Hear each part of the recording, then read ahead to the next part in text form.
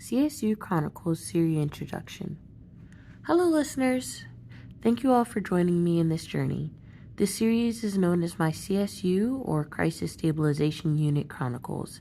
The idea of my podcast for my journaling was actually introduced to me by one of the doctors in the CSU who had a major impact on my feelings of self-worth and my discharge from the unit.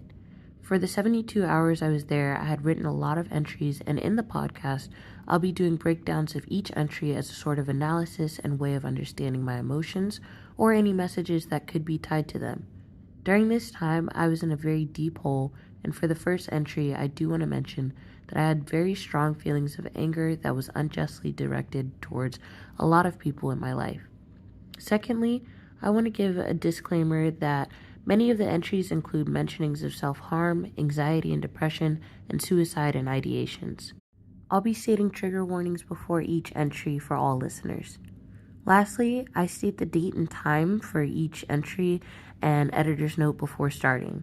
The time is written in military time like 1900 or 2117, so if you find it confusing, feel free to ignore it.